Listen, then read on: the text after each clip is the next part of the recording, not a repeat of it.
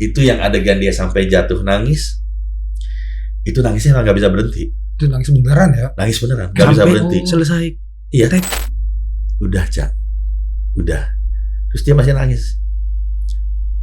Udah, Cak. Sekali lagi. Terus baru dia angkat muka terus dia bilang, udah. Ya. Bener udah, dia bilang. Oke. Udah. Tuh gua kira lo nggak bisa lebih kodrat daripada ini. Ternyata hatam lo saya.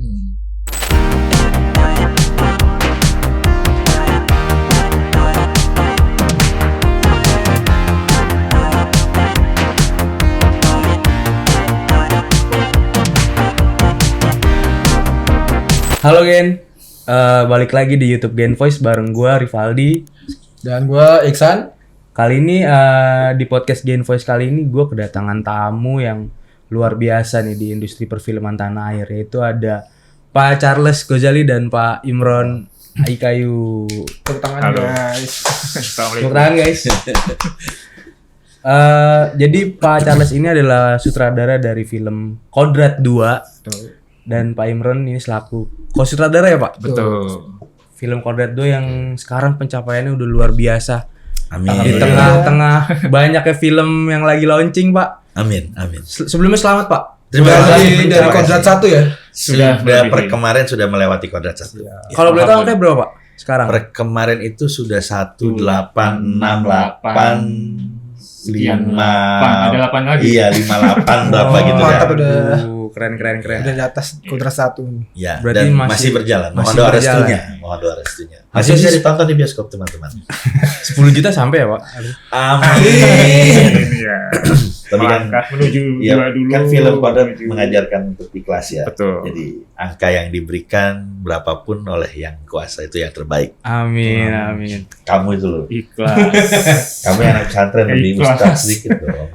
Sebelum jauh nih, Pak. Kabarnya gimana sih, Pak? Pak Charles, Pak Imron di tengah-tengah promo yang sibuk nih pasti kan? Kabarnya kangen keluarga. Karena jarang ketemu anak sama istri. Karena pulang malam mereka udah tidur. Sering-sering Berangkat jalan terus lagi, ya. Pak. Pagi iya, paling bisa nganter sekolah, nggak bisa jemput sekolah udah mesti jalan. Apalagi tur keluar kota juga ini. Ada beberapa Kemarin tapi ke Jawa Barat. iya karena Lebaran kita nggak bisa terlalu jauh di awal cinema visit karena nanti kejebak sama arus mudik gitu. Jadi memang masih di sekitar Jabodetabek. Kemarin kita ke Sukabumi, gitu. Ya ketemu teman-teman ini sih di luar Jabodetabek penontonnya juga rame. Tapi di Jakarta juga pada heboh ya. Penuh. Ya dan pada ini Heboh, betul. pada brutal reaksinya. Antusiasmenya emang luar biasa sih. Iya. Film Kodrat 2. Apalagi memang begitu. Ustadz ganteng kretek-kretek ganteng gitu. Udah pada minta dirupiah semua. Iya. Rupiah aku. Sekarang jadi dibinta ya, Pak? Iya. Banyak yang teriak Iya. rupiah aku. Rupiah aku. Rupiah nggak boleh minta sendiri. Tapi punya sama Mas Vino. Mas Vino gimana, Pak? Ada yang dia kadang-kadang kalau udah lagi teriak-teriak itu dia bilang, Bu, itu yang lain nggak kedengeran, diam. Disamperin dipegang. Jadi gitu. Lagi pas preskon kemarin tuh ya, pas hari pertama tuh preskon. Wah, Preskon itu rame.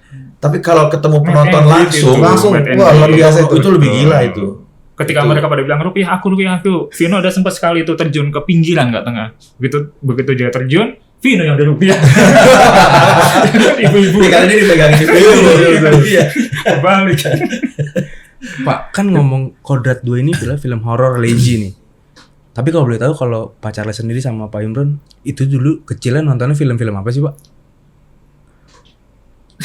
Kalau Atau emang suka film horor masa juga? kecil dulu nih ya, nggak usah kecil lah. Pokoknya sebenarnya saya sama Charles itu kerja kan udah puluhan tahun. Puluhan Kami 30 tahun lebih lah ya. bareng Dan kebetulan sama Mas Haryono Parser Ada. yang line produser. ada banyak lah. Itu 30 tahun Dan lebih bareng. kami sebenarnya cukup punya latar belakang yang agak beda ya. Maksudnya kalau kita lihat dari zaman kita sekolah dulu mungkin ya, Dia SMA lah misalnya. anak pesantren, Enggak sih, jadi mantan vokalis band. dulu. Jangan. Kalau zaman kita sekolah dulu ada eskul dulu lah ya. Mungkin Charles dulu memilih yang bela diri gitu lah ya. Mungkin karate mungkin. Pokoknya yang berbau dengan bela diri lah. Kalau saya memang mungkin lebih milih yang biasanya anak-anak musola gitu lah. Makanya setelah sekian puluh tahun kemudian kami kerja bareng. Ya akhirnya kita bikin film yang ada bela dirinya tapi juga ada ngajinya. Oh, dahsyat. Oke, mantap. Iya Luar biasa, dahsyat. Latar belakangnya beda. Aduh. Religinya mantap ya. Tontonannya pun emang hampir sama dengan film yang diproduksi kali ini ya, Pak. Tontonan sih Tontonannya? sebenarnya beragam ya. Oh, Mas berarti. Tontonan beragam dan menurut kami atau menurut saya pribadi, ragam tontonan itu justru membuat filmmaker itu perlu banyak reference. Oke. Gitu, karena saya sendiri sama Mas Imron ini otodidak gitu. Mas Yono itu bahkan merangkak dari bawah sampai jadi line producer hari ini. Sekarang. Tapi dia salah satu line producer yang sekarang paling jago megang budget dan sangat mengerti mengenai perpajakan. Udah mau dibajak 3 PH dia. Mau dibajak dari mana? Aku udah 3 PH nih. Perpajakan, Iya. dibajak. Gue nggak tahu pas lagi dia ngaku mau dibajak mau minta naik honor apa gitu, gue ngerti. Tapi pokoknya kami ini otodidak. Walaupun saya lahir dari keluarga yang ayahnya adalah seorang produser film ya. Ya. Tapi saya nggak melewati bangku Formula kuliah film. perfilman. Malah Mas Imron yang ada. Dikit juga. Dikit kan, lu yang ada gitu loh. Jadi saya belajar itu dengan melihat apa yang kemudian dikerjakan ayah saya di awal, lalu kemudian banyak nonton film setelah zaman ada DVD terutama ke Blu-ray, itu banyak special features yang ngasih lihat BTS bagaimana orang di luar sana membuat filmnya gitu ya. Mulai mengetahui teknik-teknik yang lebih advance dari apa yang kita punya. Dan pembelajaran berikutnya ya sebetulnya dari film-film yang kami kerjakan dengan teman-teman. Setelah bikin, dilempar ke pasar, kita lihat hasilnya. Penonton ada yang suka, ada yang nggak suka. Dari situ kita belajar. Gitu. Oke, menarik banget. Jadi tontonan itu penting sih. Tetap beragam juga ya, Pak. Tontonan itu penting karena itu akan menjadi tuntunan kita saat kita Oh, berkarya. Masuk terus. Podcast dulu ya, Pak. Masuk ya. Tontonan dari tuntunan. Boleh ya tadi. Ada Ustadz itu. Ada Yang Kiai. lagi ngawal kita. Salah di kita kalau ada tangan megang itu berarti Kiai. Oke, Pak. Di balik film yang luar biasa tentu ada proses syuting. Tentu proses syuting ini kan nggak makan waktu yang sebentar ya, Pak. Ya. Kalau dari Pak Charles sama Pak Imron, healingnya gimana sih pas syuting itu? Apakah nonton film juga atau ada hal yang lain dilakuin ketika syuting? Nah, lu yang nggak Iya, kalau gue lebih langsung ke ntar lo sebelumnya ya di tempat syutingnya itu loh. Charles ini orang yang ini suka berbagi. Ya, dia kelebihannya suka berbagi, termasuk berbagi kerjaan. Gitu ya.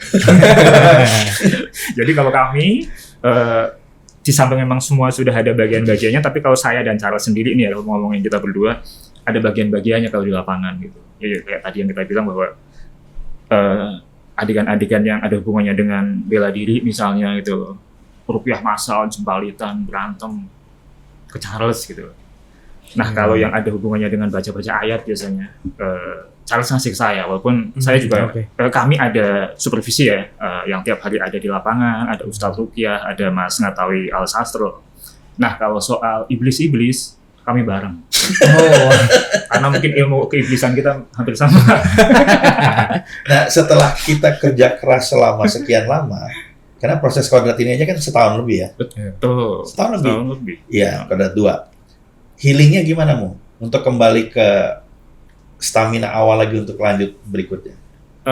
Berlibur kah? Healingnya ke project yang baru sih. wow. Jadi, yang mudah-mudahan bisa lebih. Ayo kita refresh lagi. Yang mana nih yang baru? Tapi kalau Yang dari tidak. kalau dari horor ke horor ke horor gimana Iya, Pak. healingnya Iya. itu? Gimana? Cas kemarin kan horor sudah horor A ya. Yuk cari horor Yang berbeda. A.1 misalnya gitu. Atau cari horor yang B gitu. Justru berarti healingnya itu Kerja menentukan tetap ide ya. Gagasan-gagasan yang untuk project berikutnya gitu. Tapi kalau gua ya, Hmm.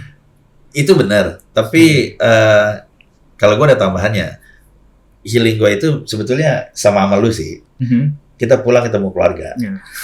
Kalau bisa 1-2 hari gitu ya, bahkan dalam waktu yang nggak panjang tapi bisa main sama anak-anak. Imron anaknya 3, saya 4 gitu. Jadi kita beda tipis. beda tipis gitu. Tapi kita tipe yang keluarganya banyak nih. Sama sebetulnya ada lagi. Ini gue yakin dia juga sama, cuma dia nggak aja. Apa tuh, Healing kita kalau dari sudut pandang pembuat film, yang terbaik adalah saat kita ke bioskop dan filmnya diapresiasi banyak penonton. Itu kita tuh suka datang ke bioskop terus masuk ke samping gitu ya, orang lagi nonton, kita cuma ngintip gitu di pinggiran yang pegangan yang miring itu. Gitu gue suka pegangan terus jinjit gitu, cuma ngelihat pakai ujung mata. Itu kalau ngelihat duduknya ada yang sampai maju, ya mungkin ada yang takut, ada yang ketawa, sholat tobat, itu ada yang nangis ya, atau ada yang lagi diem tapi mulutnya komat kamit gitu, baca, ikut baca, itu nggak bisa dibayar sih, itu priceless. Itu yang membuat kami sadar bahwa oh ya apa yang kita kerjakan ini diterima, sehingga kemudian berikutnya yuk kita nyari lagi apa gitu yang lebih baik kah, atau sekarang kita mau nyoba yang mungkin beresiko nggak diterima. tapi lu nggak, yang mungkin nggak beresiko nggak diterima karena mereka belum terbiasa. Tapi kalau kita menghadirkan subgenre baru supaya horor nggak gitu-gitu aja gitu loh. Karena mau dibilang apapun, horor itu udah jadi pop culture di Indonesia. Ya, betul. Dominasi jumlah penonton film selalu yang paling besar adalah horor. Bahkan saat Indonesia ke film market di luar negeri, para distributor atau pembeli film di film market di luar negeri itu udah kalau datang ke booth film Indonesia akan tanya, where's your horror? Oke. Where's your horror lineup movies? Pasti nanyanya itu. Kadang-kadang dikasih yang drama, dikasih yang ini nggak dipegang. Yang dia mau cari yang horror dulu. Itu selalu. Nah jadi ya kenapa juga kita mesti malu? Kenapa juga kita mesti kecil hati? Yang kita harus pastikan adalah agar horor Indonesia yang sekarang ini begitu kuat bisa terus eksis tapi semakin baik. Betul. Dan salah satu caranya adalah dengan mencoba berbagai macam subgenre horor agar penonton juga nggak dikasih suguhan yang itu terus. Ya, gitu. Betul. Makanya kalau orang bilang cepat-cepat bikin Kodrat 3, di luar memang butuh waktu untuk menyiapkan Kodrat agar penutup triloginya baik. Tapi menurut kami yang Mas Imron bilang tadi, perlu healing juga untuk bikin sesuatu yang beda. Oke. Nah, dengan bikin sesuatu yang beda, kita refresh. Nanti saat kita balik lagi, kemudian kita bikin Kodrat, akan ada banyak ruang, akan ada banyak pengalaman dan apa yang kita lakukan itu yang kemudian pasti akan berdampak ke apa yang akan kita lakukan berikutnya. Ide-ide itu kan keluar dari obrolan, dari apa yang kita kerjakan, dari apa yang kita bikin yang beda, kita lihat hasilnya, oh ternyata bagusan yang kemarin tetap ya, atau yang enggak ini ternyata bagus nih, bisa kita aplikasiin nih. Gitu loh, banyak hal seperti itu tuh yang bisa yang perlu kita lakukan. Pak, menarik tuh Pak, dari omongan Pak Charles tadi, di mana memang film-film horor, justru film horor yang di horor yang langsung begitu. jadi lucu ya. Horor yang dilirik sama orang banyak gitu Pak. Tadi juga soal Pak Charles ngomongin soal film horor sekarang. Kan kalau yang dulu kita tahu film horor Indonesia gimana ya Pak? Iya. Kalau yang saya tahu itu justru adegan intimnya banyak gitu yang. Tapi yang sekarang film-film horor Indonesia udah berubah gitu Pak. Fenomena ini gimana sih Pak menurut Pak Charles sendiri Pak? Adegan hot? Masih banyak yang ada adegan hot. Masih ada kayaknya. Masih ada. Maksudnya gini, masih. Adegan itu sebetulnya juga bisa dibilang sebagai satu bentuk pendekatan yang berbeda-beda. Oke. Dan adegan hot itu menurut saya bukanlah sesuatu yang juga sudah pasti salah. Karena pada saat ada pendekatan yang kemudian bisa dilakukan dengan baik dan memang adegan itu diperlukan untuk menggambarkan esensi atau konflik cerita, iya itu menjadi bagian dari filmnya. Gitu. Kalau dia kemudian hadir tanpa alasan dan maksud yang jelas, itu yang kemudian akan menjadi hal yang mungkin sebaiknya dihindari. Gitu. Tapi kalau berkaca tidak hanya mundur ke era 2000-an awal ya, tapi kita berkaca ke 70, 80, itu film horor Indonesia yang hotnya juga ada. 90-an ke atas memang lebih banyak yang hotnya lebih nggak sesuai dengan esensi cerita misalnya, menurut kacamata pribadi saya. Tapi di 70-80 itu banyak film yang kemudian mengangkat kejadian atau cerita yang ada, misalnya pendekatan cerita yang cukup steamy gitu ya, tapi filmnya juga bagus. Oke. Juga bagus, jangan salah. Film-film kayak Pengabdi Setan atau Guna-Guna Istri Muda gitu loh. Itu kan di remake karena dia berhasil. Betul. Gitu loh, dan punya cerita yang kuat gitu ya. Nah jadi apalagi ya satu ya, Ratu Ilmu Hitam itu juga sudah di remake dari Rapi Films gitu. Itu film-film yang pada masanya itu menjadi film-film yang ikonik gitu dari film horor. Jadi tiap masa pasti punya kekuatannya sendiri sih. Itu Nggak salah itu nggak salah ya. Iya. Nggak ada yang salah. Zaman sekarang penggunaan CGI itu membantu memberikan efek tontonan yang berbeda, sensasi nonton yang berbeda. Tapi di masa itu dengan segala kekurangan di segi teknologi, mungkin malah kesederhanaan dan keapadaannya itu bikin nuansa dan visualisasinya lebih creepy. Oke. Kita nonton film sekarang gambarnya tajam ya, creeps gitu. Terus kita nonton film lama yang gambarnya lebih banyak grainnya gitu ya. Kadang ada garis-garis baretnya atau ada flagnya. Itu kalau ditontonnya benar bisa lebih serem loh. Gitu, film klasik itu yang serem bukannya sembarang, memang bisa nuansanya betul-betul serem gitu. Jadi tinggal sebetulnya kita ngelihat penontonnya siapa, apa yang mau disampaikan gitu ya. Dan esensi dari apa yang kayak misalnya contohnya gini, film Superman-nya Christopher Reeve tahun 78. Sutradaranya Richard Donner.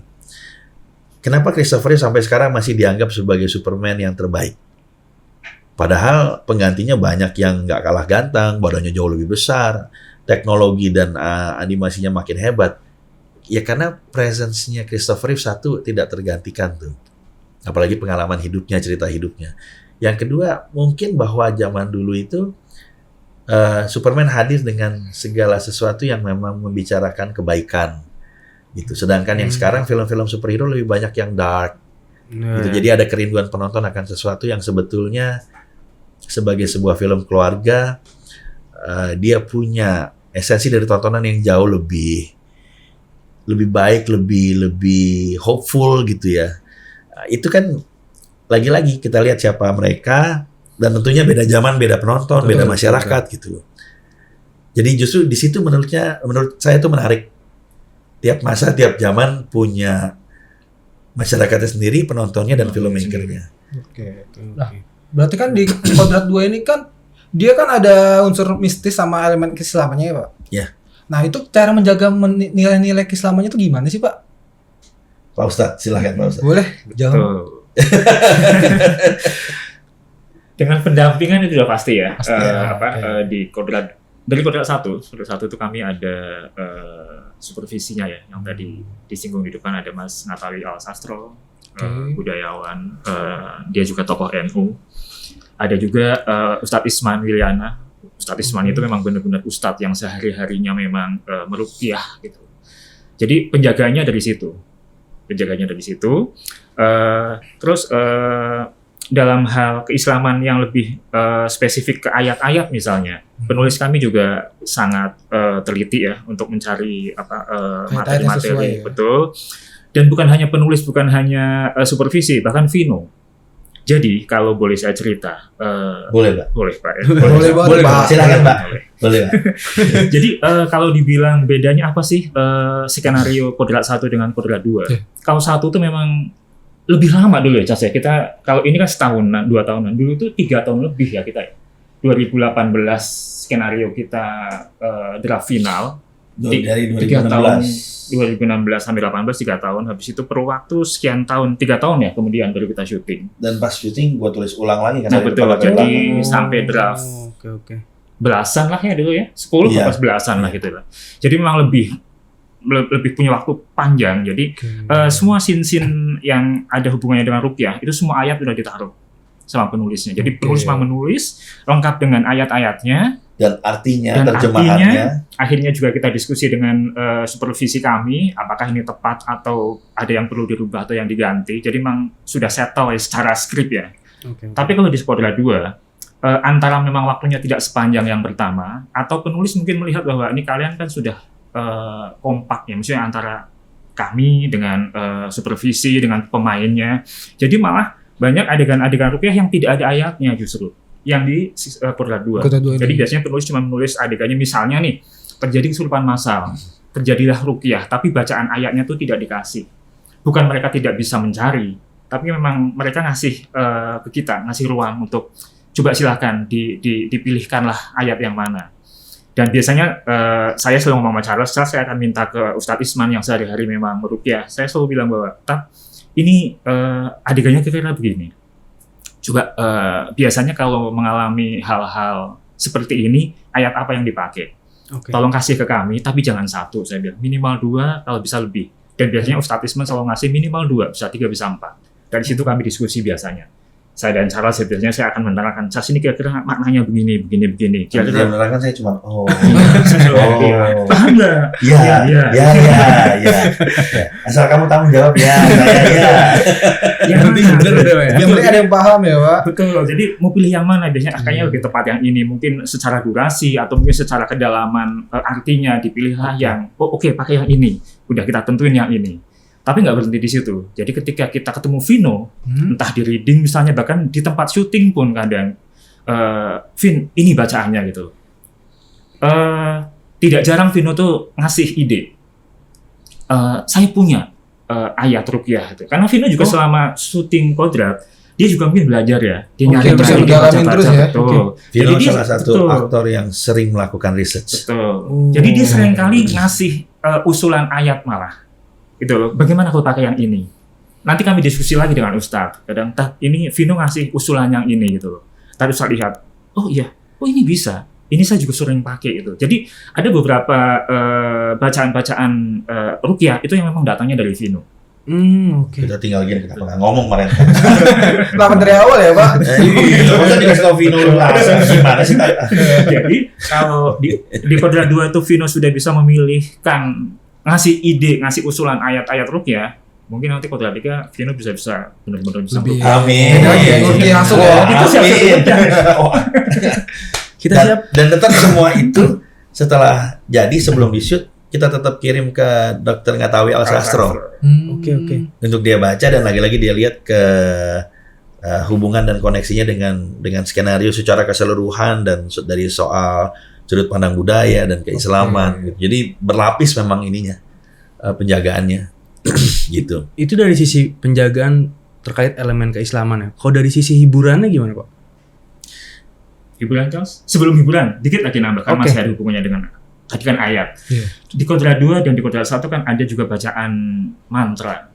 Oh iya, mantra spesial ya, betul. Mantra itu juga kita nggak berani sembarangan. Nggak berani ngawur aja. Sembarangan ya. Itu semua mantra itu kami konsultasinya dan minta contoh-contoh mantra dan bacaan mantra ke Mas Ngatawi Al-Sastro itu. Oke. Itu mantra benar sebenarnya. Jadi memang ada mantra begitu, tapi sama Mas Sastro kayak lagu itu mungkin digubah ya. Ada bagian-bagian yang digubah yang ketika kita pakai itu aman gitu. Oke. Gitu, karena sehingga dibacakan tidak seperti sedang membacakan sesuatu yang salah. Salah, nanti jadi efeknya. Cuman ada sedikit cerita menarik juga, Dar. Yang mana tuh? Di mantra ini. Oke. Jadi Kodrat 1 dan Kodrat 2, Mas Sastro itu kalau membuat mantra, kan mantranya lebih dari satu ya. Oke. Itu ada yang biasanya salah satunya dibikin ketika dia sakit. Oke. Dulu waktu Kodrat 1 itu saya nggak tahu, tapi ada mantra yang waktu itu dibaca sama si Randy Pangalila ya, Jafar kan baca mantra. Itu begitu syutingnya selesai, begitu kita preview di kantor, Mas Sastro melihat, baru dia cerita, Mas, tahu nggak? Itu mantra saya bikinnya saya baru keluar dari IGD. Ya serius Mas, jadi merasa bersalah gitu ya. Ternyata dia habis sakit baru bikin mantra. Di Kodrat 2 yang adegan Safih baca mantra untuk kesurupan massal, ini lebih menarik lagi. Itu syuting itu habis maghrib. Syuting habis maghrib. Satu mantra itu belum dikasih sampai hari H. Yang lain udah dibikinin mantra-mantra. Kita minta terus. Hari itu, karena saya tahu kan malam ini saya akan syuting Safih baca mantra kesurupan massal. Pagi belum dikasih. Saya nggak ngomong sama Charles daripada dia panik kan. Jadi mantranya belum ada tuh. Belum ada. Siang belum ada. Telepon tidak diangkat. WhatsApp saya nggak dibalas-balas. Wah, sempat lost kontak gitu ya? Iya, memang gitu. Menjelang maghrib ada yang telepon. bilang, alhamdulillah nih kan. Assalamualaikum. Dapat mantra kok alhamdulillah. Nyambung soalnya. Oke, siap. Assalamualaikum. Ternyata ibu menteri sekarang ya. Iya, istrinya Mas Hasro. Hasro. Istrinya Mas Hasro, Oh, menteri oke. PPA ya. Pemberdayaan wanita. Betul. Pemberdayaan perempuan dan perlindungan anak. Si ibu yang telepon, dia bilang, Mas Imron, iya ibu tuh. Ini maaf, Mas Hasro belum bisa bikin mantra. Kan mungkin ibu baca ya, mungkin Mas Hasro cerita. Iya. Oh iya, kenapa ibu ya? Lagi di IGD. Hari itu. Dengan selang Iya. infusi. infus lagi. Gimana ya, ibu nggak bisa ngomong ya? Ya orang lagi di IGD. Saya mau syuting Bu malam ini tuh. Iya Mas, tapi maaf ya, saya bingung itu. Langsung buyar semuanya. Iya terus, ya udah, iya ibu, semoga cepat sembuh gitu. Udah, saya nggak ngomong Charles juga, makin panik pasti kan. Betul. Tapi nggak lama kemudian masuk WhatsApp panjang tuh mantra. Ternyata sambil UGD dia bikin mantra. Perjuangan banget Betul, itu. makanya Dia saya ngomong. nyari mantra. Enggak, dia bikin mantranya itu sambil dia bikin? Dia masih kalau kodrat 1 kan dia setelah keluar IGD bikin mantra. Ini sambil di IGD Sambil dia IGD, bikin ya? mantra. Yang kesurupan massal. Gitu. Makanya saya bilang sama Charles, kodrat 1 Mas Astro sakit. Kodrat 2 Kodrat 2 sakit. Kodrat 3 jangan sakit, Pak. Yang 3 jangan sampai. Iya apa enggak? Kita pakai aja yang lama kita daur ulang.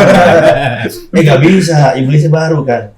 Iya. Minta- Mestinya dari sekarang gitu. Kita dari jauh-jauh hari Pak, bener Pak. Kita dari Mas jauh-jauh Astro hari. cepat sehat. Itu sehat jangan terus. iya, Mas Astro sehat terus ya. Sehat. Jangan sakit lagi. Ibu Menteri terima kasih dan teman-teman barusan udah di-spill. Ada iblis baru. Namanya belum tahu ya. Jangan tahu dulu Masih namanya. rahasia. Masih rahasia. Lanjut Chan. Minum saya. Kalau soal ininya Dari segi Dari sisi hiburannya. hiburannya tuh Pak. iya, itu sih sebetulnya jagaannya berdasarkan pengalaman ya. Oke. Uji coba gitu yang tadi saya bilang apa yang selama ini kita buat, kita lihat reaksinya, penonton nangkep apa enggak, terima apa enggak gitu loh. Melihat reaksi penonton secara langsung itu kan memberi banyak masukan. Nah dari situ makanya kita mesti kenal siapa penonton kita, siapa market kita gitu. Tentunya tidak bisa memastikan secara pasti bahwa kalau ini pasti kemakan atau tidak ya. Film ada nggak ada yang tahu pasti, nggak ada ilmu pasti untuk kemudian menentukan film sukses itu misalnya seperti apa. Tapi kayak waktu lagi kemarin nih Bapak Menteri Fadlizon yang Kementerian Kebudayaan yang baru nih, dia bersama Pak Wamen Giring mengundang kami para sineas untuk datang dan kemudian memberi masukan apa gitu. Jadi ada yang bilang, dana ini tolong ditambah. Ada yang bilang kita harus bikin ini, Pak, bikinkan bioskop khusus penonton Indonesia atau apa gitu. Nah pas waktu lagi itu saya nggak ikut tunjuk tangan lah. Tapi waktu lagi sesi ngobrol santai di luar, ditanya, masalah kok nggak ini? Saya bilang saya mah gampang Pak, kalau saya boleh usul, ya. Bapak sama Pak Wamen sama Pak Men sebetulnya usul saya lebih sering aja nonton film Indonesia. Betul. Oke. Kalau misalnya mereka sebulan masing-masing nonton 2 film aja, gitu ya. Bapak nonton di minggu pertama, Pak Wamen minggu kedua, Bapak Menteri nonton minggu ketiga, Pak Wamen nonton minggu keempat. Syukur-syukur sambil nonton mereka ngajak jajarannya sehingga bisa nambah jumlah penonton film Indonesia. Tapi paling tidak dengan menonton mereka akan lebih kenal film Indonesia yang ada seperti apa ya, gitu loh. Lalu kemudian dengan nonton di bioskop mereka akan lihat reaksi penonton seperti apa dan usahakan nontonnya di bioskop-bioskop yang bervariasi. Nah makanya Pak Wamen terima kasih sudah nonton Kodrat 2 di bioskop gitu. Beliau nonton sama istrinya langsung dan ya pulangnya kami dapat banyak masukan dan pembicaraan yang sangat menarik gitu. Dan itu saya kalau waktu itu ngomong malah nggak langsung ke Pak Wamen, jadi Pak Wamen sudah melakukan ini tanpa dengar masukan ini gitu. Tapi menurut saya siapapun yang ada di bidang ini gitu ya, kayak kalau kemarin misalnya Ivan Seventeen ada yang nanya ke saya juga, Pak, masukannya gimana? Kalau saya bilang ya karena udah menjabat kita bisa apa ya. Kita doakan supaya dia baik gitu ya. Mendukung Ya. film-film Indonesia juga. Ya usulnya apa gitu? Sering-sering nonton film Indonesia aja. Sering-sering nonton film Indonesia, jangan di Netflix, di bioskop. Di bioskop ya. Pada saat filmnya main. Jadi Anda ikut kemudian membeli tiket, Anda ikut kemudian mendukung perfilman, dan nonton di bioskop yang bervariasi supaya tahu reaksi penontonnya. Dari yang kelas atas sampai kelas bawah. Nonton deh. Dan lihat bagaimana mereka itu setelah nonton punya efek yang mungkin gembira, senang, atau kalau kata kita berharap supaya setelah nonton Kodrat yang pulang bisa dapat hidayah gitu ya. Kalau kata teman-teman yang ini kan, iya gitu. Tapi ada juga yang mungkin begitu pulang nggak suka dengan filmnya. Nah begitu dia nggak suka, mungkin dia ngedumel, dia ngomel. Itu kan kalau nontonnya bareng dia bisa denger ya, dia bisa tahu gitu loh. Sehingga kemudian saat mereka menjalankan tugasnya, mereka jadi mengenal dan lebih mudah-mudahan mengetahui apa yang harus dilakukan gitu. Karena lagi-lagi rumusan untuk membuat film sukses itu nggak ada, gitu. Nggak ada yang bisa menentukan pasti film ini pasti laku atau enggak gitu. Oke, Itu semua betul. tuh banyak sekali elemen dan faktor yang bermain di dalamnya. Tapi tetap berusaha yang terbaik ya Pak. Usaha harus. Kalau usaha kan kita manusia berusaha, Tuhan yang menentukan. Allah yang kemudian nanti merestui kita apa yang kita ditakdirkan buat kita, dikodratkan buat kita. Tapi kalau kita nggak usaha ya gimana gitu kan ya, yang di atas juga nggak mau ngasih ntar ya, lu nggak usaha kok. Jadi usaha itu harus berangkat dari yang baik. Oke. Pak, kita tahu Pak, Kodrat 2 ini dibintangi beberapa aktor ternama tanah air Terkenal gitu ya. Ya. Termasuk yang utamanya Mas Vino Gebastian yang jadi Ustadz Kodrat. Kalau di Sukabumi kemarin bilangnya Pino. Pino. Mas Pino. Pino. Jadi Mas Ya, Pino. ya, Cuma gitu. satu ya, Pino. Yang bilang Vino dari 4 orang yang kita tanya cuma 1. Yang 3, siapa pemeran utama Ustadz Kodrat? Mas Pino. Pino guys, saya bilang salah. Benar dia bilang. Salah, coba sebut lagi. Pino Pino, nggak salah. salah saya bilang. Pino, Pak. Saya bilang itu ada di layar, coba dibaca. Pino, Pak. Pino dia. Pahamnya beda. Oke, saya bilang, ini apa? Udah mahraj. Nah, dia kan di sini karakternya makin kompleks ya Pak. Iya. Gimana Pak jaga karakter Ustadz Kodrat ini tetap relatable di zaman sekarang dengan sosok yang kita tahu Ustadz Kodrat seperti pahlawan atau hero di film ini gitu Pak. Itu gabungan dari banyak kepala sih. Jadi penulis kami Mas Asaf Antariksa, Gea Reksi pasti menuliskan sesuatu yang juga berusaha untuk relatable. Seperti unsur-unsur bahwa oke, kita bicara soal pesugihan di pabrik yang banyak dibicarakan orang, banyak dipercaya orang terjadi di Indonesia bahkan sampai saat ini. Tapi Mas Asaf juga berusaha untuk menempatkan bahwa jangan lupa masih banyak orang yang tetap kerja dan merasa bahwa itu baik-baik saja. Oke. Makanya di Kodrat ada dialog yang mengatakan kita mesti keluar dari sini. Tapi ada pekerja pabrik lain yang juga kemudian bilang, kamu enak tinggal pergi karena kamu single. Aku mesti menghidupi suami, anak, keluarga. Aku nggak bisa keluar dari sini gitu loh. Jadi hal-hal itu ditaruh pasti oleh penulis kami Mas Asaf dan Gea. Nah lalu skenario itu kan pasti selalu dibaca. Cast dan kru itu sering memberikan masukan karena kami selalu terbuka untuk itu.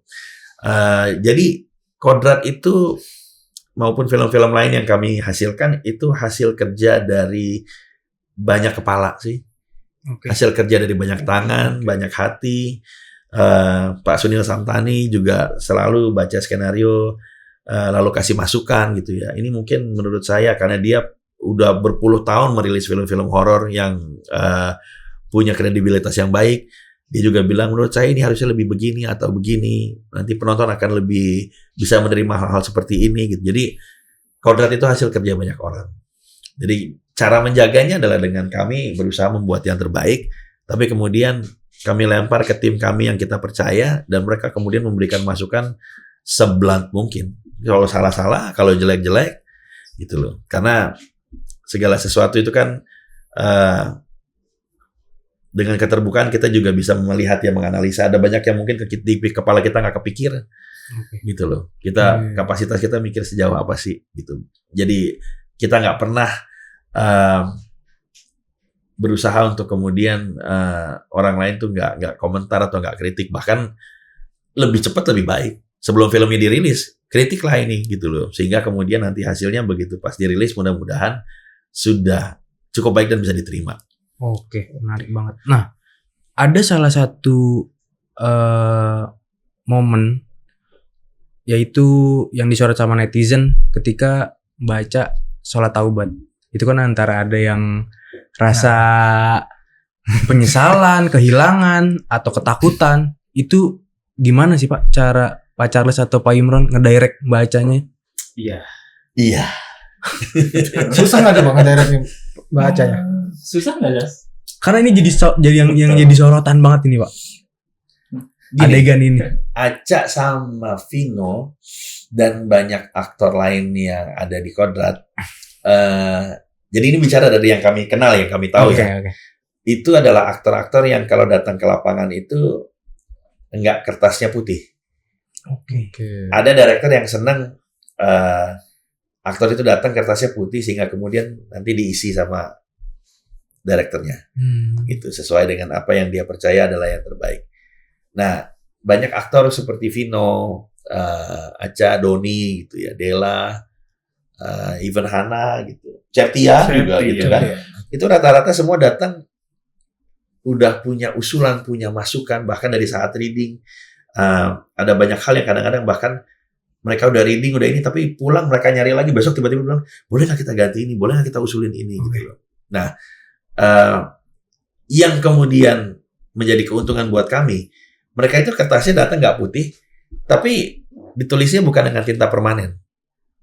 Jadi saat kita diskusi dan kita bisa memberitahu alasan yang tepat dan membuat mereka melihat, oh iya, ternyata benar yang ini yang lebih baik. Mereka kemudian juga bersedia menyingkirkan apa yang sudah mereka bawa dan mereka pilih itu untuk kemudian diisi sama yang benar. Ini contoh nih ya. Iya. Aca tuh waktu lagi awal mau syuting sempat datang ke gue, dia bilang, oke, gue siap nih, gue kemarin juga udah mikir nih, dia bilang. Istri Ustadz. Ini Ustadz Kodrat punya maunah. Ustadz Kodrat punya maunah yang bisa meruqyah lebih hebat dari orang lain. Jadi gue udah mikir, usul gue dia antara bisa melihat sesuatu atau dia misalnya punya kemampuan untuk bisa mendengar hal-hal yang mungkin tidak bisa didengar orang lain. Saya bilang, sayangnya nggak gitu sih, Cak. Serius dong? Iya. Cak, serius. Salah dong gue. Salah. Bukan salah. Usulan dan antusiasme bagus. Oh iya. Oh, kalau gitu gue cari lagi. Nggak usah dicari lagi. Kenapa, dia tanya? Karena Azizah memang nggak punya kelebihan dan ilmu apa-apa. Hah? Dia bilang, jadi gue ngapain? Saya bilang, lu hadir sebagai sosok seorang istri yang memang hidup dan pengabdiannya adalah untuk suami, untuk anak-anaknya, untuk keluarganya. Dan pada akhirnya nanti, begitu dia betul-betul menyadari apa yang seharusnya dia imani, ketakwaan dia nanti akhirnya adalah kepada Tuhan, kepada Allah. Nah, sesimpel itu. Tetapi hal yang simpel ini banyak dilupakan oleh orang banyak. Pernah nggak ngelihat ada adegan orang kerasukan, lalu kemudian sembuhnya bukan karena diruqyah, bukan karena dilemparin ajian apa, disembur air suci atau apa, tapi karena dia sholat. Itu baru ada di Kodrat 2. Alasannya kenapa? Karena dia melihat suaminya dipaksa untuk tunduk kepada iblis. Kecintaan dia akan suaminya dan ketidakrelaan dia melihat suaminya direndahkan oleh iblis membuat dia kemudian mengambil jalan dan memilih dalam kondisi kerasukan untuk kepercayaan dan berserah kepada yang di atas. Makanya sholat taubat itu dia lakukan dalam keadaan kerasukan. Nah, itu adalah kelebihan kamu, kelebihannya karakter yang kau perankan, kelebihan Azizah. Karena sesuatu yang simpel, yang nggak ribet, nggak ini, itu kalau dilihat dari sudut pandang yang lain juga bisa berarti sesuatu yang sangat murni dan pure. Iya. Justru karena lu nggak punya banyak pikiran, nggak punya banyak ini, nggak punya banyak itu, lu satu aja. Dan makanya begitu dalam keadaan dia melihat anaknya ada di ujung maut, dan iblis itu terus meneror dia setelah berkali-kali melakukan gangguan, pelecehan, dan segala macam. Demi anaknya, tanpa dia sadari, dia berkata, jangan Alif, ambil saya. Dia lalu kemudian begitu dia menyadari kesalahan itu, dia merasa dia musyrik semusyrik-musyriknya. Sampai Ustadz Kodrat kemudian membacakan, apa itu ayatnya? Inna rahmati sobabat godobi. Dahsyat. Rahmat Allah lebih Lebih besar daripada murka. Dan mungkin nambahin dikit ketika tadi Mas nanya, kenapa Acak di scene sholat tobat terlihat begitu khusyuknya mungkin. Betul. Ini saya ngomong gini kan Acak juga udah ngomong di mana-mana ya, bahwa mungkin ini relate ke kehidupan Acak ya. Karena sebelum Acak ditawarin langsung sama Charles untuk jadi Aziza, konon Acak cerita, dia memang lagi dalam tahap belajar sholat, belajar menyempurnakan sholatnya gitu. Bahkan ketika ditelepon Charles sore, itu Acak cerita bahwa dia itu habis sholat asar 10 menit ya. setelah sholat. Setelah sholatnya dia berdoa, katanya, ya Allah beri saya pekerjaan yang bisa mendekatkan diri hamba ke Engkau gitu. Silahkan undang Aca kalau dia balik ke Jakarta dan boleh tanya langsung. Itu ceritanya. Oh, dia waktu itu ngomong juga pas screening. Ya, gitu. Makanya jadi ngomong di mana-mana. Makanya mungkin bukan mungkin adegan ini memang benar-benar kena di Acak kali ya. Jadi kita tidak terlalu harus mengarahkan seperti apa mungkin. Cak, coba take 1, dan take 1 waktu itu oke. Bagus banget. Take 1 yang sholat tobat di depan itu take 1 oke. Benar-benar oke. Cuman kita ulang karena ada bacaan yang keselip dikit. Kita tidak berani nge-cut karena memang kita juga melihatnya sangat ini keren. Ini iya ini begini dia sholat gitu loh. Begitu cut baru, Cak sorry ya, ada yang kelewat dikit gitu. Akhirnya diulang. Ya, dan itu memang sengaja shotnya aja kalau dilihat di filmnya kami pakai one long take. Ya. Karena kita nggak kepengen kan lagi-lagi ya, kita selalu terbuka untuk kemudian mendengarkan masukan dari banyak pihak, tapi ya kalau yang ini jangan diganggu. Jadi kita sengaja nggak ada shot lain, jadi biar nggak ada yang bisa bilang isi shot itu dulu deh, ganjel dikit nih, mungkin bisa dipendekin dikit atau ini dikit ya. Nggak ada. Kalian kalau bilang tolong nih, nggak ada, shotnya 1, nggak punya lagi, shotnya cuma ada 1. Nah itu begitu yang habis kesalip tadi itu take 2, 3, 4, 5, 6 itu nggak dapet. Jadi balik yang 1 itu tadi? Enggak. Jadi kita berhenti, kita kasih dia waktu, kita minta teman-teman untuk nunggu, Hening. dan semua kru nunggu, hening. Dia mencari berbagai macam hal. Saya bilang take as long as you need. Kalau ketemunya besok, ya udah nggak apa-apa. Mau break? Saya bilang, itu kan, jangan nggak enak. Udah banyak orang teman-teman nungguin, udah jadi set. Dia bilang, besok aja gue udah ada schedule. Ya bagus kalau lu ingat kalau sadar. Tapi ya kalau nggak bisa jangan dipaksa. Tapi kalau lu consider ke kita ya amin, terima kasih. Jadi akhirnya dia kemudian melakukan banyak hal, dia coba banyak hal, dan akhirnya take 7 itu ya. take 8 kalau nggak 7 salah. apa 8? 8. Dia ketemu, ini juga karena udah pernah dibuka Acak, jadi saya rasa bocorin lagi khusus ini. nggak apa-apa. Ya. Puisi. Dia akhirnya menemukan satu puisi dari W.S. Rendra. Oh iya. Dan ini adalah puisi Puisi terakhir yang dituliskan W.S. Rendra Sebelum wafat. sebelum wafat. Di dalam puisinya itu ada judul puisinya itu tidak judulnya, dia nggak nyebut judulnya nih. Apa tuh? Kemarin Indra tahu. Judulnya gue nggak tahu ya. Tapi kalimat terakhir, beberapa ayat terakhir ada bait terakhir dari puisinya. Dan kutolak sakit, kutolak kemiskinan. Seolah semua derita adalah hukuman bagiku. Seolah keadilan dan kasihnya harus berjalan seperti penyelesaian matematika dan sesuai dengan kehendakku. Aku rajin beribadah, maka selayaknya lah derita itu menjauh dariku. Dan nikmat dunia seharusnya kerap menghampiriku. Betapa curangnya aku. Kuperlakukan dia seolah mitra dagangku dan bukan sebagai kekasihku. Kuminta dia membalas perlakuan baikku dan menolak keputusannya yang tidak sesuai dengan keinginanku. Padahal setiap hari kuucapkan, hidup dan matiku hanyalah untukmu. Wah, dalam banget. Dia begitu kelar baca ini, terus dia cuman WA saya, dia bilang, yuk. Enggak sih, bukan, yuk. Gitu. Dan itu yang adegan dia sampai jatuh nangis, itu nangisnya nggak bisa berhenti. Itu nangis beneran ya? Nangis beneran, nggak bisa berhenti. Selesai. Iya. Jadi itu kita nggak teriak cut, begitu udah kelar, gue jalan, gue nyamperin teman-teman, gue bilang cut. Tapi cutnya sambil jalan gini. Cut. Imron nanya, gue bilang gini. Terus karena dia turun, jadi kita ngomongnya ikut turun. Kami sujud ke samping dia, terus bilang, Cak, masih nangis dia. Udah, Cak. Udah. Terus dia masih nangis. Udah, Cak. Sekali lagi. Terus baru dia angkat muka, terus dia bilang, udah. Bener udah, dia bilang. Oke. Udah selesai dan bagus. Bener ya? Udah.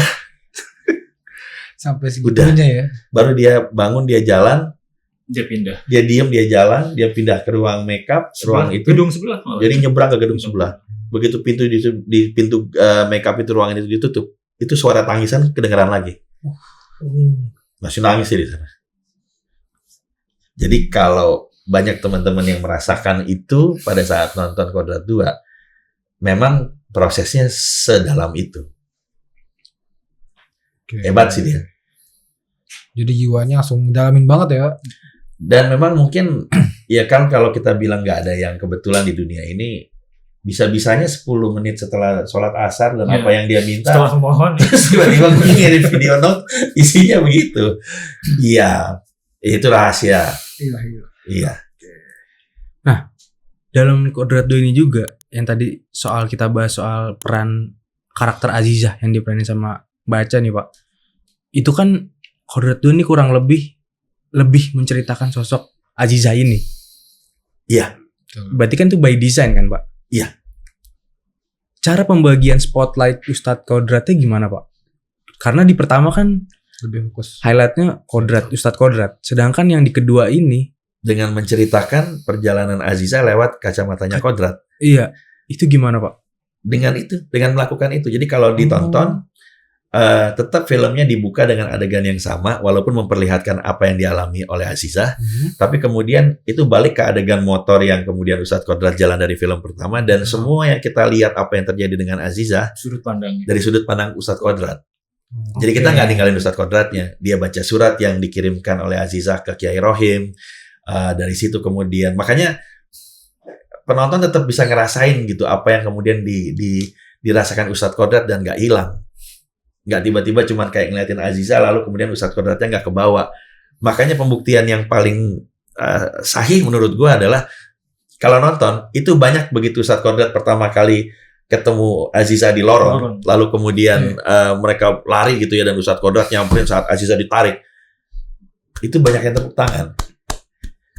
Mereka ikut seneng gitu bahwa dua orang itu akhirnya ketemu lagi, betul. Itu menurut gua apa yang kita coba jaga gitu ya, bahwa Ustadz Kodrat itu tetap ada di dalam ceritanya. Karena dengan menceritakan apa yang ada di sekeliling Ustadz Kodrat itu, kita sebenarnya juga menceritakan Ustadz Kodrat. Kan Vino sering bilang bahwa apa ya bilangnya dia ya? Jihad paling berat dalam hidup itu adalah berkeluarga ya kalau nggak salah ya. Iya. Ibadah terpanjang dalam hidup itu adalah berkeluarga. Menjaga kesucian pernikahan, menjaga perasaan pasangan, menjaga dan membesarkan anak gitu ya. Nah jadi ya Vino udah makin Ustadz Kodrat sih. kita nonton yang pertama kita ngeliat Vino, wah gila Ustadz Kodrat. Maka orang bilang keren kan Ustadz Kodrat. Begitu yang kedua keluar, saya cuma bilang sama Vino, ini juga trivia. adegan yang dia lagi ditanya sama Safih waktu lagi diikat tuh di bangku. Iya. Safihnya kan jalan ya. Iya. Dari duduk, jalan, bangun. Itu kan angle-nya banyak. Tuh. Jadi Safih itu di-shoot, dia berdialog dengan beberapa angle kamera kita bikin gitu ya. Sampai semua udah selesai. Karena Vino duduk, shotnya terakhir. Begitu itu karena gue butuhnya gambar dia padat aja satu untuk ngasih lihat ekspresi dia. Satu take langsung jadi. Wow, mantap. Satu take langsung jadi. Jadi begitu kelar, lagi-lagi. Gue suka gitu. Jadi begitu oke nih, tet gitu. Dari depan meja monitor lari. Kucuk, terus nyampein ke Vino. Vino langsung bilang, waduh, lu udah pada datang, salah apa gue? Biasanya gitu. Biasanya kalau ada yang berdatang kayak ini kurang gini atau apa, dan ngomongnya biasanya lebih personal karena mungkin perlu menekankan beberapa hal gitu. Jadi begitu, aduh dia datang, salah apa nih gue? Enggak, gue cuma mau bilang, gua kira lu nggak bisa lebih kodrat daripada ini. Ternyata hatam lu saya. Dan itu dibuktikan dengan Safih, Ustaz. Ustaz kodrat, kamu Ustaz. Itu pas gua ngomong hatam, lu hatam gua bilang. Itu kan satu tempat lokasi pada tepuk tangan. Iya. Padahal kita juga ngerasain dia sebagus itu gitu. Jadi Aca bisa bagus itu karena ada Vino. Betul. Karena ada pemain-pemain lain, karena ada Della, karena ada pemeran Hana Saraswati, ada yang jadi Murni gitu loh. Tapi Ustadz Kodrat dan Vino juga jadi sehebat ini, ya karena ada cerita di samping-sampingnya. Karena kan ini support system dia ya, istri dia, anak dia. Nah makanya nanti yang ketiga ini kita lagi pusing mau bikin apa ini. Cuma sistemnya habis, sisa motor doang, sisa motor. Ya nanti tunggu lagi. Tunggu aja ntar ya. Tunggu. Kita apain motornya? Kita apain? Nah, di Kodrat 1 juga kan itu adegan fightingnya juga lebih ini Brutal. apa? Iya. Tapi di sini saya ngeliatnya ada komedinya sedikit. Itu gimana tuh Pak? Desain juga kah? Nah ini kemarin sebetulnya by design. Tapi ini kemarin gue jawab ada satu podcast. Jadi gini. Salah satu unsurnya adalah berusaha memberikan sesuatu yang tidak melulu sama. Oke. Jadi pengen ngasih variasi. Oke. Dan memang karena Ustadz Kodrat sudah lebih hero dibandingkan film yang pertama, menurut kami ini ada Kang Cecep Arif Rahman, koreografernya ada Jonathan Ozo, stunt koordinator. Kami percaya bahwa menampilkan fight yang lebih atraktif akan membuat experience penontonnya lebih mengasihkan dan feel hero-nya makin terasa. Makanya banyak yang lagi-lagi tepuk tangan dan ketawa begitu. Saya sampai jatuh baru ketawa gitu. Dukunnya kalah gitu.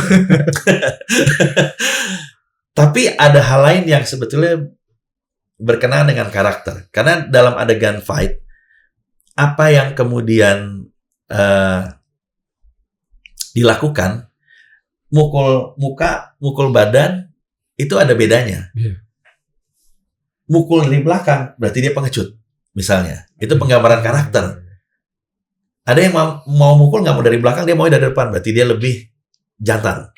Gitu. Itu karakter. Jadi fight itu juga storytelling. Nah, pendekatan yang sekarang kita percaya lebih menghibur dan lebih heroik ini, itu satu hal. Tapi ada hal lain yang berkenaan dengan sebetulnya perjalanan arc karakternya Ustadz Kodrat. Yang sayangnya baru bisa gue point out setelah film ketiganya keluar nanti. Karena perjalanan pencarian jati diri dan keimanan Ustadz Kodrat sebetulnya belum selesai. Belum selesai di sini gitu. Iya, karena kadang-kadang di saat kita sebetulnya merasa kita sudah menemukan, oh ini yang terbaik nih, atau oh gue nyampe nih di sini udah cukup. Itu juga seringkali adalah cobaan. Nyampe sih satu hal, mampu nggak kau bertahan di situ? Itu. Tapi itu baru bisa gue reveal nanti di ketiga. Kalau nggak kebanyakan yang kita reveal. Satu lagi Pak, soal Aswala nih Pak. Ya. Di Aswala di Kodrat pertama kan berhasil diusir sama Ustadz Kodrat. Ya. Sedangkan yang di kedua ini kan dia lebih ke tamengnya Azizah ini. Iya, dia membentengi dirinya dengan Azizah. Iya. Ustadz Kodratnya seolah-olah nggak mampu head to head sama dia. Itu gimana sih Pak? Satu, karena memang Aswala juga kan ini ya sebagai iblis, makanya dia sudah pernah kalah. Sehingga kemudian dia sebetulnya mengincar, dan kalau dibilang kok dia tahu Azizah tiba-tiba mau sholat taubat. Jadi sebetulnya yang paling benar analisanya adalah Aswala tuh sebetulnya setelah kalah tetap mengikuti dan memata-matai Ustadz Kodrat. Iblis dan segala macam hal tidak akan pernah meninggalkan dan selalu akan coba mengganggu. Tidak akan berhenti. Tidak akan berhenti. Semakin kuat kita merasa, semakin kuat kita percaya bahwa kita semakin benar, dan semakin benar kita juga, itu gangguan dan cobaan akan semakin datang. Makanya teman kami yang namanya Ridla Anur, itu publicist kami dari Good Work, selalu bilang, kita mulai meeting ini dengan doa dimulai. Begitu selesai dia bilang, doa tidak pernah selesai. Yuk kita lanjut meeting. Gitu. Nah jadi Aswala memang sudah dalam kondisi dia melihat ada kesempatan karena dia lihat, wah Aziza kembali mau berusaha dan ternyata bisa dirasuki. Berarti sudah lemah. Maka dia pakai sebagai tameng. Tapi dia tidak nyebrang karena dia tahu dia sudah pernah kalah sama Ustadz Kodrat. Gitu. Itu yang pertama tuh. Jadi bahkan Aswala pun bentuk kejiwaannya kita lihat. Dan bahwa kemudian yang diganggu adalah Ustadz Kodrat itu sebenarnya nggak perlu mati buat Aswala. Yang dia perlukan adalah Ustadz Kodrat meninggalkan Allah. Yang dia perlukan adalah Ustadz Kodrat kehilangan keimanannya. Makanya dia bilang kan, dia selalu mengincar runtuhnya imanku. Iya. Itu yang diincar. Makanya itu yang dia pakai. Oh, salah satu scene yang Assalamualaikum tapi nggak mau dijawab. Jadi kalau orang melihat kebrutalan Kodrat 1 dalam adegan pertarungan melawan Aswala itu lebih gore dan lebih horor, benar. Tapi buat teman-teman yang juga banyak komentar, dan terima kasih buat kalian semua yang nonton dan bisa menangkap itu. Karena melihat Ustadz Kodrat disuruh berlutut dan menyembah iblis, itu sebetulnya jauh lebih menyeramkan. Karena berarti orang yang kita percaya kuat, orang yang kita percaya lebih baik dari kita pun tetap akan berserah nih sebentar lagi kepada kuasa kegelapan. Boleh percaya, boleh enggak ya? Yeah. Ada anak remaja yang mungkin dia punya kondisi khusus, tapi dia sangat suka dengan Kodrat dan dia non-muslim. Dia nonton itu bawa bantal. Remaja ya, Okay. Remaja tapi punya kondisi khusus. Dia nonton bawa bantal. Itu begitu selesai, pas kita tanya-tanya. Jadi kita waktu itu bilang, tadi yang pas Ustadz Kodrat disuruh berlutut, ada yang teriak, jangan! Dalam bioskop dia teriak, jangan! Saya tanya, siapa yang teriak? Terus dia bilang, saya. Sini kamu. mau kita kasih kartunya Kodrat gitu ya. Kartu imaninya Kodrat. Terus begitu saya lihat, tapi ini anaknya istimewa nih. Terus kemudian saya tanya, kamu nonton sama siapa? Sendiri. Kenapa? Karena saya suka Ustadz Kodrat.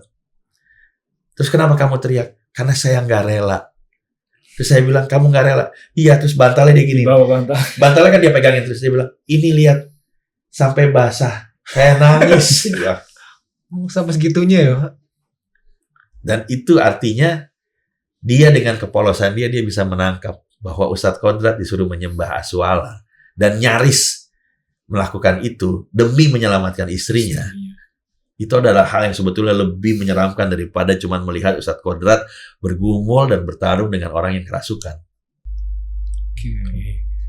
Memang beda, tetapi itu adalah usaha kami untuk memberikan sesuatu yang beda, yang ada peningkatan, sesuai dengan juga perjalanan ceritanya, gitu ya. Karena kan di situ lagi-lagi membuktikan doa Nabi Daud ya, Nabi Yunus.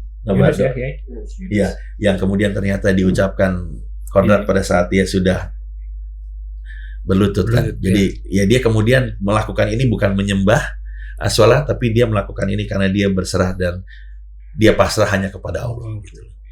Itu kan juga jadi sesuatu yang kemudian membuktikan keimanannya Ustadz Kodrat sudah nyampe di level yang mana nih.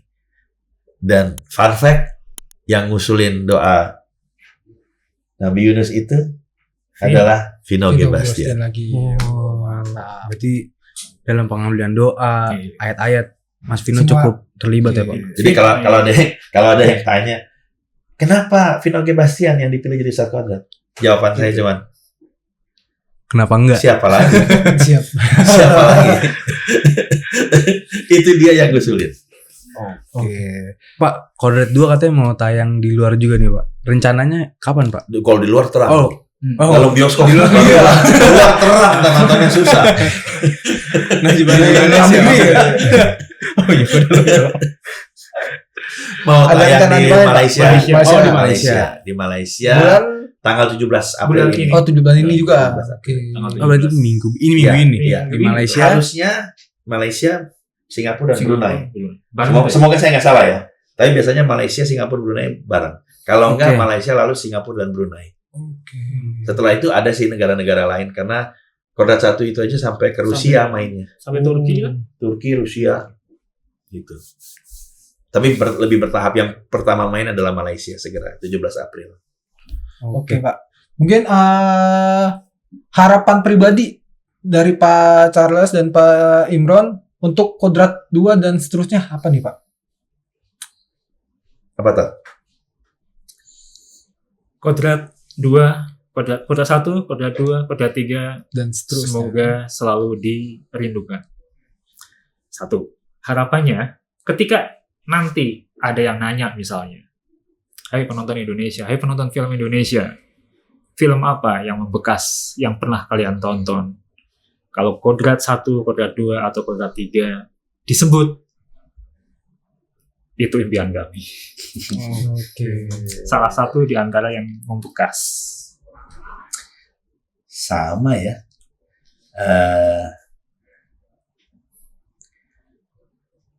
Bersyukur luar biasa bahwa banyak harapan kami yang sudah menjadi kenyataan.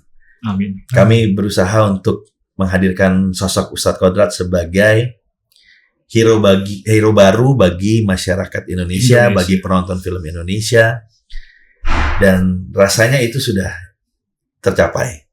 Sudah banyak orang yang menganggap Kodrat itu adalah hero, bahkan superhero. Puji syukur buat itu. Bahwa harapan kami Kodrat 1 yang sudah sangat baik bisa kita lampaui keberhasilannya di Kodrat 2 juga per kemarin secara jumlah penonton sudah terjadi dan masih terus berjalan. Jadi puji syukur juga buat itu. Dan pada saat kita jalan gitu ya, atau di banyak sosial media, banyak orang yang bilang kami tunggu Kodrat 3. Bahkan ada yang bilang ini karena 1 dan 2-nya bagus, lu jangan nyalain kita kalau Kodrat 3 gua nuntut kalian harus bikin yang jauh lebih baik. Kalau kurang kami akan komplain. Oke. Terima kasih walaupun itu berat. Tapi mudah-mudahan itu bisa memacu kami untuk melakukan dan menghasilkan sesuatu yang lebih baik. Dan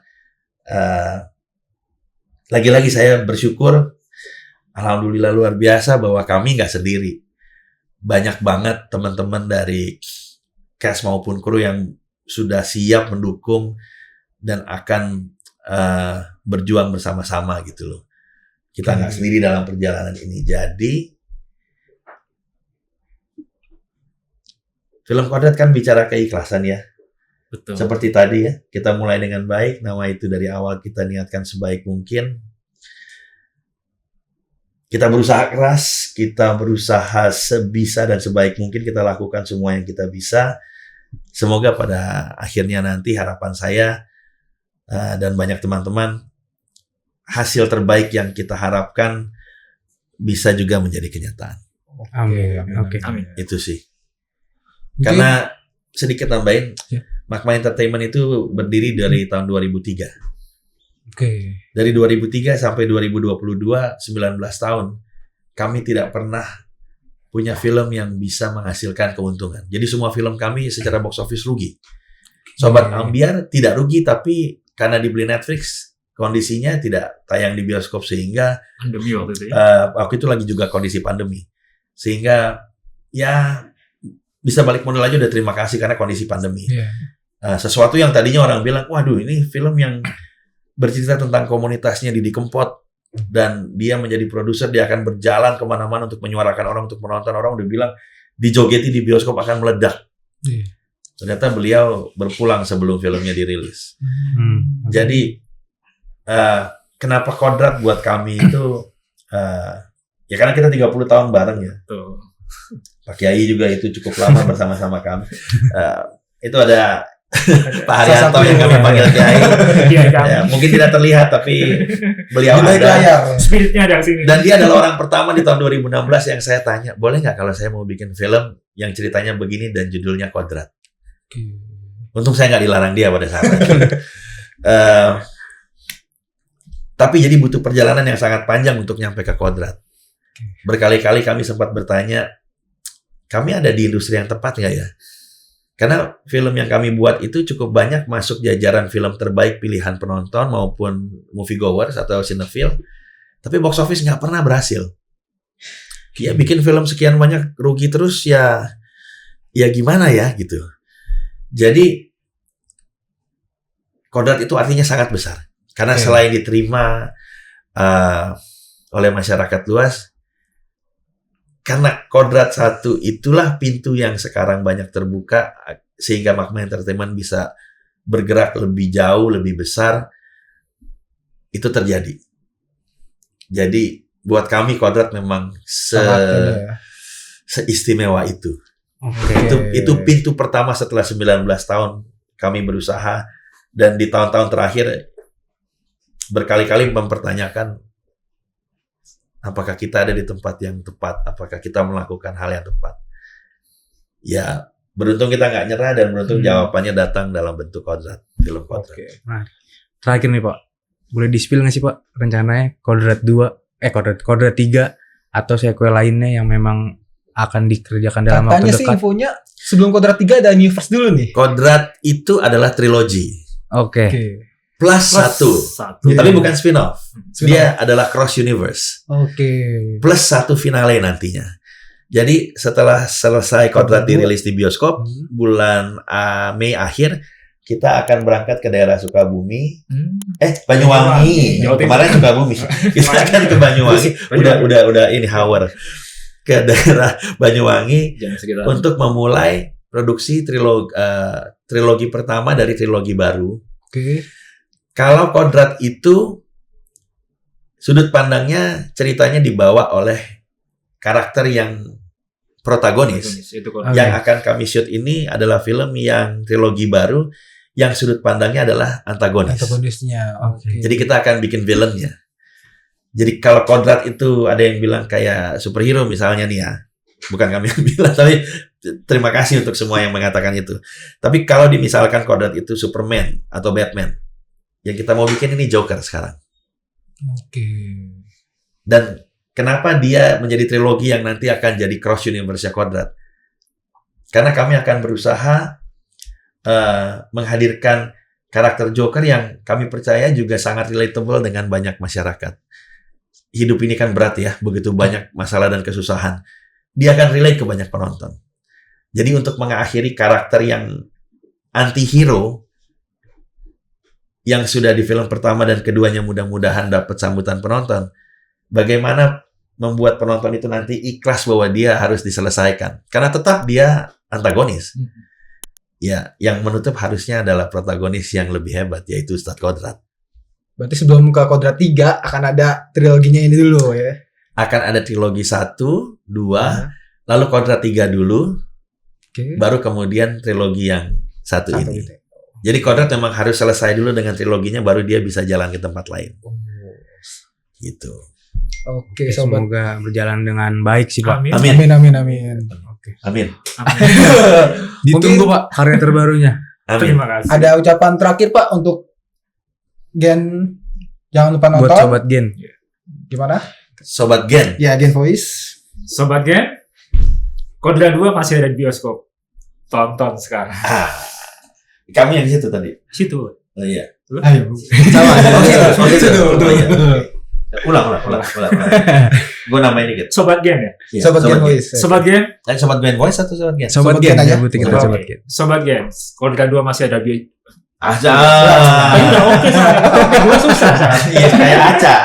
Baca dong. Kok setuju? Baca Rendra lagi dulu. Coba dulu. Oke. 3. Sobat Gen, Kodrat 2 masih ada di bioskop. Dan sudah banyak yang menonton. Kalian kapan?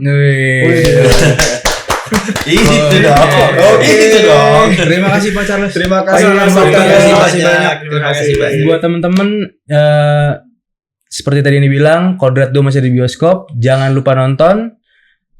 Ditunggu juga Pak Charles ke Pak Imron karya terbarunya. Terima kasih banyak. Amin. Mohon doa restunya. Tunggu aja kelanjutan dari Kodrat 2. Oke. Siap. Bye-bye, guys. Assalamualaikum.